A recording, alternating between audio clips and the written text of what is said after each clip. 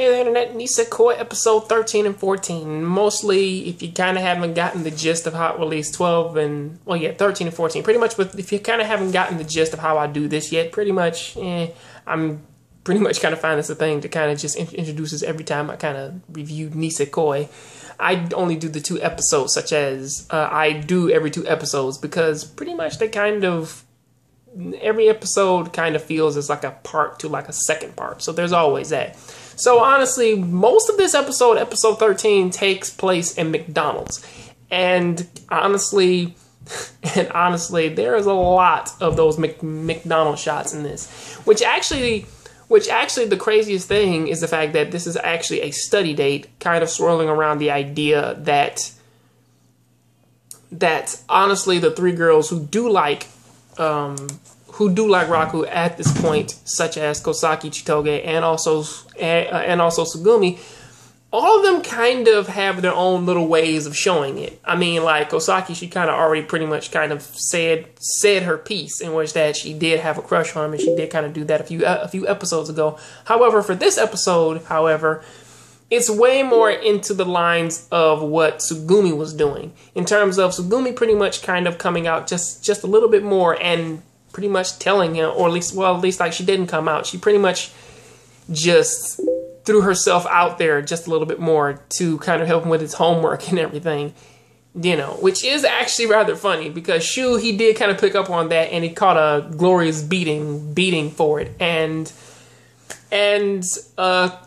with the exception of Kosaki going a little bit distant this time. She didn't want to sit next to Raku. However, she did kind of sit across from him, which I do kind of feel like that's something that she kind of wanted. It was even really funny when her and Rui are kind of having like a silent conversation with their faces, and Shu picks up on it. I don't know why, but I really like that guy Shu, because he picks up on everything, but yet at the same time he's just that guy who pretty much just kind of just gets the tail end of everything. I mean, it's pretty much why I like him, though. But going on from that, though, this episode does kind of end with them walking in the rain, of them pretty much kind of slowly but surely realizing that they do like each other a lot. And this moment is honestly broken up by Raku's father, who pretty much tells him that his fiance is slowly coming down there to kind of say, hey, you know, stuff like that, because she wanted to meet him, and, you know, she had him in her memory for 10 years, which does lead into episode 14. With the new girl now, her name is Mirika Tachibana, which that pretty much they didn't kind of put that in the subtitles. I kind of had to pick that out on my own, but as far as it goes, it's like she is his fiance, and as this goes, she does exactly what everyone thinks that she's going to do as soon as she comes into the picture.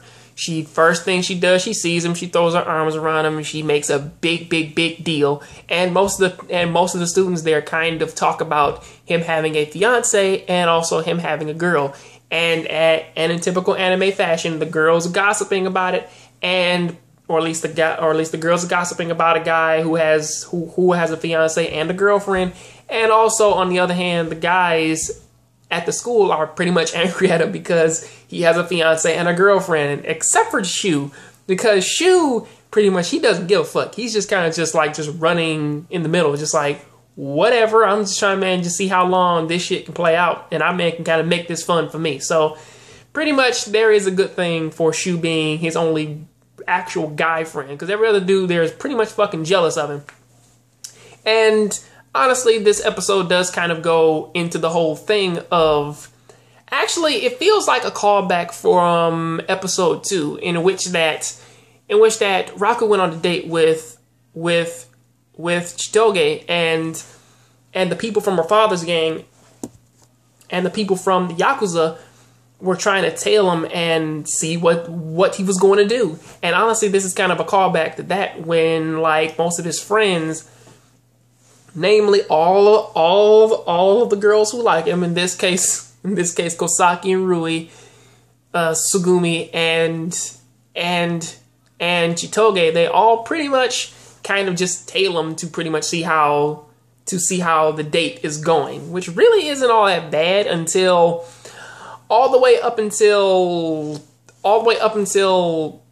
they kind of lose all of them, or at least Raku and Mirika, they pretty much lose all of their friends in the park, and then it turns into a whole thing of the conversation going back to who was the girl that he made the promise with.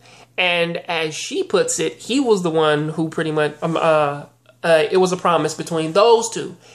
And honestly, as it kind of stands, it's like every single one of the girls who does have keys up until this point, pretty much every single one of them pretty much has, or at least like for him to have memories of like each and every one of them, and for all of this history to be kind of swirling around him being with each and every one of them, it seems as though as the fact that pretty much he kind of made the promise with every single one of them. And Chitoge, upon hearing this, she does kind of see it as that, like, pretty much, oh yeah, man, it's just as she says, because I have no memory. But at the same time, she's still angry about it. And we all know why, because pretty much she really likes the guy. The same thing with pretty much the other two girls who are out there stalking him that day. So there is that. However, give or take, with the end of the episode, a bit of Mirika's actual personality comes out, because Raku says, I don't really remember you, or how you were acting, or all this other stuff. I had never met a person who talks like you or acts like you, stuff like that, because I don't remember you. But then that's when her actual self comes out as being, I will say she was a tomboy when she was younger, because she says something about the way how she talks and being a girly girl and all this other stuff. And I'm like, she was a tomboy when she was younger, and most likely, and pretty much she had long hair, which may lead into the comment of her saying she didn't like girls who have long hair, and it's possibly because of that. And that's when some of his a bit of his memories comes back, and there is something for that. So pretty much it is a promising thing of saying like, oh, wait a second, he doesn't necessarily remember who she was trying to act like, but since her actual self came out, this probably might actually turn into a thing. Who knows? But honestly, from where it kind of goes, it is actually a good thing to know that he actually does kind of remember somebody from his past, aside from Shu. You know, at least that this is something big enough to actually kind of cling on, rather than the other two girls who pretty much kind of haven't had, or at least like who haven't asked any of their parents like how they were when they were younger, or pretty much who they were hanging with when they were younger. I mean, like, you know, I know that this is just me, but I am actually waiting on the moment in which that Chitoge or Kosaki, they do ask their parents like how about the past before they met, when they met the kid who had the locket. So there's always that. So pretty much that's what I gotta say about that. What do you guys think about it? Please tell me down there in the comment section. I'll catch you on the next John Grave show. So please keep watching anime, keep playing video games. I am out.